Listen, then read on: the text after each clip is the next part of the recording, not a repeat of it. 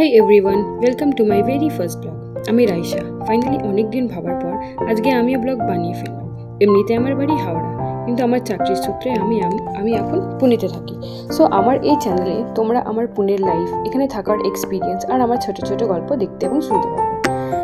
সকালে উঠেই দেখি এমন বৃষ্টি হয়েছে, বুঝতেই পারতেছি না কী করবো। আর এদিকে আমার খুব খিদা লাগছে। তাড়াতাড়ি বৃষ্টিটা বন্ধ হলে তবে বাজারে যাব। আজ একটু ভালো মন্দ রান্না করতে ইচ্ছা করতেছে গাইস, বুঝতেই পারছো। আমি এই বাজারের জন্য বেরোলাম। রাস্তায় খুব ট্রাফিক, আর ট্রাফিকের যুদ্ধে জয়ী হয়ে আমি ফাইনালি সবজির দোকানে পৌঁছে গেলাম। সেইখানে এক বাঙালি কাকিমার সঙ্গে দেখা হলো। সত্যি বলবো গাইস, এখানে কলকাতার লোকেদের সঙ্গে দেখা হলে আমার মনে খুব খুব আনন্দ হয়।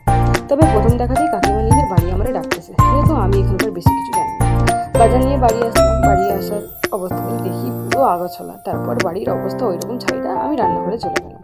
আজকে আমি বানাবো ভেজ পোলাও, পানির ভাজা আর শসা দিয়ে সালাদ। তবে প্রথমে সবজিগুলো কাটা হয়ে গেছে, গাজর, মটরশুঁটি, ধনেপাতা, বিনস। এবারে এইগুলো ফ্রাই করব। আর ফ্রাই না করে গাইজ এটা কাঁচা কাঁচা ভালো লাগবে না, তাই কড়াইতে তেল গরম করে নিয়েছি। এইসব দিয়ে দিল। মটরশুঁটিগুলো হাতে ফুটফাট কইরা ছিটকে আসছিল। ভিডিওতে এমন দেখাচ্ছিলাম যেন আমার কিছুই ভয় লাগে না। তারপর এর মধ্যে ভাত দেবো, তবে আগে এইগুলোকে ফ্রাই করবো। তারপর এর ভিতরে ভাত দেবো। ভিতরে বলো মধ্যে বলে আমার একটুখানি বলতে প্রবলেম হয়, যাই হোক আর কি, সে তোমরা বুঝতেই পারবে। আমার অ্যাকচুয়ালি হিন্দি আর বাংলা অনেকটা মিক্স আপ হয়ে যায়, তো সেই কারণে কী বলি ভাষা বুঝতে পারি। তারপর এর মধ্যে ভাত দিলাম। ভাত দিতে একটু চিলি ফ্লেক্স দিলাম, নুন দেবো, ধনে পাতা দেবো, দিয়ে একটু উলট পালট করবো যাতে ভালো করে ওইটা যেন ফ্রাই হয়ে যায়। এখনও দেখতে পাচ্ছ গাইস, আমি এখনও এটাকে নাড়াচাড়া করিনি, কিন্তু মুখে আমি গবর গবর করে অনেক কিছু বলতে। যাই হোক, ধনে পাতা দিলাম, ফাইনালি ধনে পাতা দিয়ে দিয়েছি। তা এবারে একটু আর বেঁচে গেছিলো, ঠিক আছে। এবারে সালাদ। সালাদ কি বলবো গাইস, সালাদ বানানোর আগে জানি না কেন ক্যামেরাটা অন করেছিলাম, কিন্তু ক্যামেরাটা অনই হয়নি। ক্যামেরা না অন হয়ে পুরো সালাদ তোমাদের দেখিয়ে দিচ্ছি আর কি। এবারে আমি পনির রেডি করব। পনিরের ওপরে গুঁড়ো লঙ্কা পাউডার। এ কি সব তো চামচেই ছেটে যাচ্ছে বাবা, হাত না লাগালে আর হয় না। যাই হোক, যেমন হোক করে একটুখানি এদিক সেদিক করে ওলট পালট করতেছি আমি আর কি।